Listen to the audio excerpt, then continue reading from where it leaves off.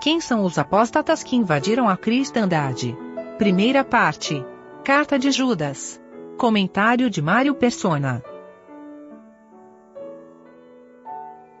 Judas vem descrevendo os apóstatas nesse capítulo e também fala dos anjos que deixaram a sua posição original, o seu tabernáculo, a sua forma, e assumiram uma forma humana para poderem copular com mulheres, com filhas dos homens.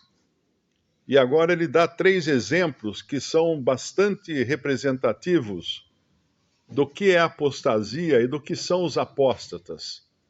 E hoje é só ligar a TV ou ir na igreja ali da esquina que você acaba encontrando esses exemplos em sua função. Ele fala aqui no versículo 11 de Judas, capítulo 1, ai deles, porque entraram pelo caminho de Caim e foram levados pelo engano do prêmio de Balaão e pereceram na contradição de Coré. Estes são manchas em vossas festas de amor, banqueteando-se convosco, apacentando-se a si mesmos sem temor. São nuvens sem água, levadas pelos ventos de uma para outra parte, são como árvores murchas, infrutíferas, 2 vezes mortas, desarraigadas, ondas impetuosas do mar que escumam as suas mesmas abominações, estrelas errantes para as quais está eternamente reservada a negrura das trevas.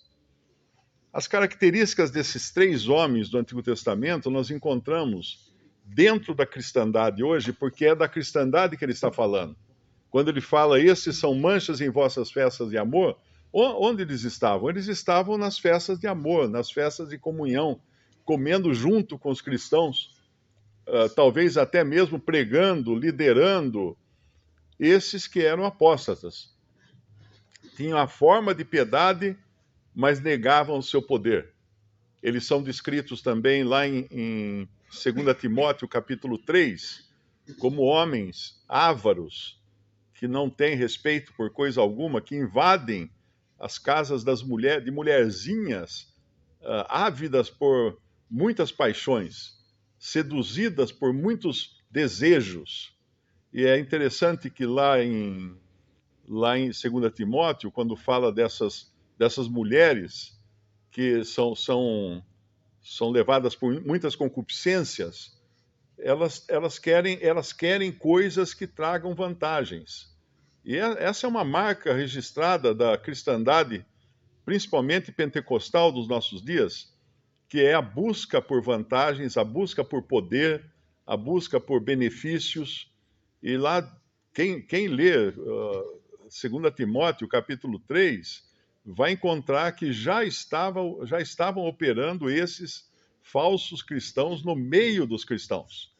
Ali não é uma descrição de pagãos, ali não é uma descrição de adoradores de ídolos, ali é uma descrição de homens com o crachá escrito cristão, homens que se apresentam como cristãos e alguns deles até como ministros da justiça, que é o que Paulo fala no capítulo 11 do Evangelho, melhor dizendo, da carta aos Coríntios, quando ele fala que Satanás se transfigura em anjo de luz.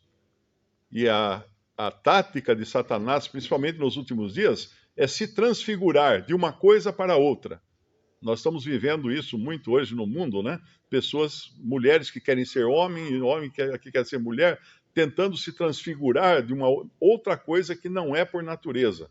Foi isso que os anjos, lá em Gênesis 6, fizeram quando tomaram para si as filhas dos homens e geraram uma raça híbrida. E lá em Coríntios, ele fala, em Coríntios 11, 1 Coríntios 11, 2 Coríntios 11, ele fala de Satanás se transfigurando em anjo de luz, e não é muito que os seus ministros se transfigurem em ministros da justiça. Então esses homens se apresentam como ministros da justiça. Eles não se apresentam como bandidos, eles não se apresentam como pessoas malignas, pessoas que vão enganar os outros, que querem roubar. Não. um agente secreto infiltrado num outro país, ele jamais iria se apresentar com um crachá escrito agente secreto ou qualquer coisa assim. Ele está infiltrado, ele iria se parecer ao máximo com os habitantes daquele país. Se fosse Cuba, ele ia ter uma barba, provavelmente, para ficar parecido com Fidel Castro. Então, a tática de Satanás hoje é parecer cristão e parecer ministro da justiça. Parecer que está ocupado com justiça e com o bem-estar dos seres humanos e outras coisas. Por isso que muitos desses falsos pregadores se envolvem bastante com política, né? Porque a política é um campo vasto para você dizer que está lutando pelos direitos do cidadão e coisa assim. Então, esses daqui, no versículo 11 de Judas, capítulo 1, ai deles, devia ser muito temeroso escutar do Espírito Santo falando na sua palavra, ai deles. Seria como ele falasse assim, ai de você, Mário, né? Porque daí eu teria que tremer na base. Espera aí, está falando comigo. Se um desses falsos cristãos, desses apóstatas, que abandonam a verdade que conheceram apenas intelectualmente, escutam essas palavras, ai deles, ele deveria tremer na base, porque é solene, é um aviso solene isso. Porque entraram pelo caminho de Caim, foram levados pelo engano do prêmio de Balaão e pereceram na contradição de Coré. O que isso significa? Caim, quando Abel ofereceu a Deus um sacrifício cruento, um sacrifício de sangue, matando um animal e oferecendo esse animal morto, com sangue derramado, para Deus, Abel certamente estava sendo guiado pelo Espírito Santo de Deus para fazer aquilo que talvez Adão tivesse contado para ele, que Deus fez lá no Jardim do Éden, quando Adão e Eva pecaram. Deus matou um animal. Primeira vez que nós vemos Deus matando um animal ou matando um ser vivo é lá no Jardim do Éden. Ele matou um animal, derramou o sangue daquele animal por causa do pecado do homem. Isso já devia ser uma lição que Adão deve ter transferido para o seu filho Abel e Caim, evidentemente, de que a única coisa que poderia agradar a Deus seria o sangue de um animal inocente. Nenhum sacrifício de frutas, verduras e qualquer outra coisa da terra que era cultivada por Adão e pelos seus filhos, nada daqueles benefícios tirados da terra e do esforço deles seria suficiente para aplacar a ira de Deus, para satisfazer a Deus. Então, Abel faz um sacrifício de sangue que é agradável a Deus e é aprovado por isso. Caim, ao contrário, apresenta os frutos do seu trabalho, os frutos da terra que havia sido amaldiçoada por Deus por causa do pecado. Então ele mostra tudo achando que ele vai fazer sucesso na presença de Deus, porque ele se esforçou ao máximo para tirar aqueles frutos da terra. E assim é também a religião do homem, que procura se esforçar ao máximo para tentar anular a maldição que caiu sobre a raça humana lá no Jardim do Éden. Então Caim é um exemplo da religião de salvação por obras, que ensina a salvação por um bom proceder, por um bom comportamento, por boas atitudes e por sacrifícios humanos também, né? Algumas chegam ao ponto de fazer grandes jejuns ou se bater com o chicote nas costas, como faziam muitos cristãos durante a Idade Média, se flagelando, achando que com isso Deus iria se agradar desses sacrifícios humanos. E hoje é o que mais se escuta dentro das religiões. Você precisa fazer isso, você precisa fazer aquilo e mais aquilo outro para agradar a Deus, para Deus ficar satisfeito com você. Não. A única coisa que pode satisfazer a Deus é o sangue. E não é qualquer sangue, porque o sangue de milhões de animais foi derramado durante o Antigo Testamento e nenhum daqueles sacrifícios podia limpar pecados. Eles eram apenas figuras ou demonstrativos do sacrifício que viria do único Cordeiro de Deus suficiente para tirar o pecado do mundo, que era o Filho de Deus vindo morrer aqui nessa terra.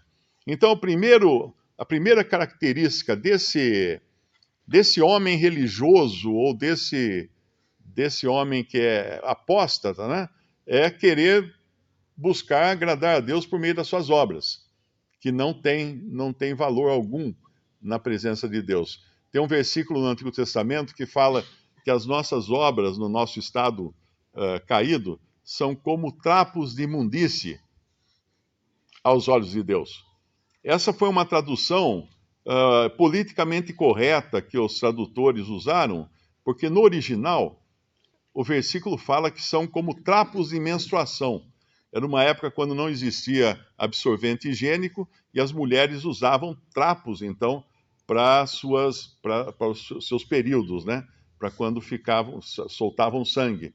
E esses trapos de menstruação eram provavelmente jogados fora ou eliminados de alguma maneira, mas aqui a tradução moderna colocaram como as nossas obras, nossas justiças são trapos de imundícia. Foi assim que eu não lembro agora o versículo, onde é que está esse versículo. Vamos ver se eu acho para não errar aqui.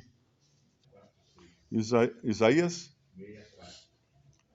64. Isaías 64, versículo 6. Mas todos nós somos como o imundo, e todas as nossas justiças. Aqui não está falando todas as nossas coisas erradas, os nossos pecados, os nossos mau comportamento, não. Todas as nossas justiças, como o trapo da imundícia, e todos nós murchamos como a folha, e as nossas iniquidades como o vento nos arrebatam. Essa é a condição do homem no seu estado natural, tentando agradar a Deus com as obras. Seria como querer apresentar um absorvente higiênico usado a Deus e esperando que ele se agrade disso como um sacrifício, como uma oferta. E foi o que Caim fez. E depois, quando fala que foram levados pelo engano do prêmio de Balaão, basta ligar a TV também, nós vamos ver esses apóstatas pedindo dinheiro, que é hoje a marca registrada das pregações evangélicas e católicas também. As católicas nem tanto, né? Porque nós sabemos que existe uma riqueza imensurável no Vaticano por meio das doações que eles recebem de pessoas que morrem e não têm herdeiros. Eu trabalhei no Rio de Janeiro, no patrimônio do Banco Itaú, e tinha alguns imóveis que o banco alugava que eram de propriedade da Sé, da Sé do Rio de Janeiro, da Igreja Católica do Rio de Janeiro. Muitos não sabem que a Igreja Católica é dona do Rio de Janeiro. Isso, ela, desde o tempo do descobrimento, ela tem direito ao laudêmio. Ao laudêmio. Se você compra um terreno, ou uma casa, ou qualquer propriedade dentro de São Sebastião do Rio de Janeiro, que é o nome oficial da cidade, você tem que pagar um laudêmio para a Igreja Católica. Da mesma forma, quando você compra um imóvel na praia, na beira-mar, até tantos metros da água, você tem que pagar um laudêmio à Marinha, porque ela tem direito de requisitar o seu imóvel em caso de guerra. Mas a Igreja Católica, então, é dona do Rio de Janeiro. E eu negociava bastante com o pessoal que administra os imóveis, tem um prédio inteiro no centro do Rio, para administrar os imóveis que pertencem à Igreja Católica. E que imóveis são esses? Bom, tem as igrejas, tem os conventos, tem tudo, mas tem muitos imóveis, apartamentos, prédios inteiros, que são recebidos por herança. A pessoa muito rica morre, não tem herdeiros, deixa tudo para a Igreja Católica lá do Rio de Janeiro. Então ela é muito rica, talvez ela não peça tanto dinheiro como nós vemos hoje nas igrejas evangélicas, por causa dessa riqueza toda que existe. Só lá em Portugal, em Lourdes, diz que existe um prédio lotado de joias e objetos de arte de pessoas que foram lá em busca de cura e levaram esses objetos e doaram em troca de obter uma cura ou alguma coisa assim.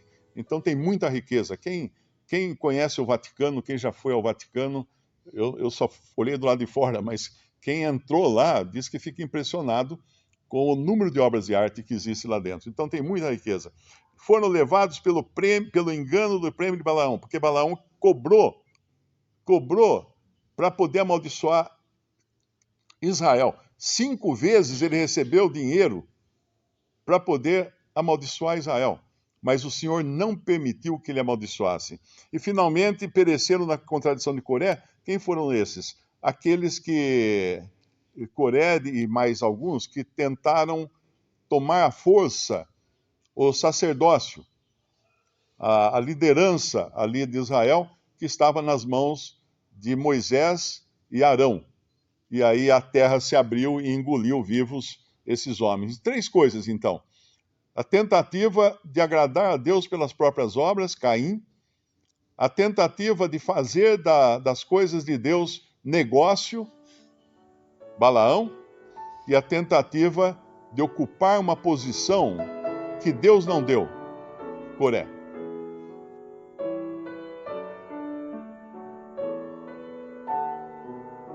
Visite Respondi.com.br.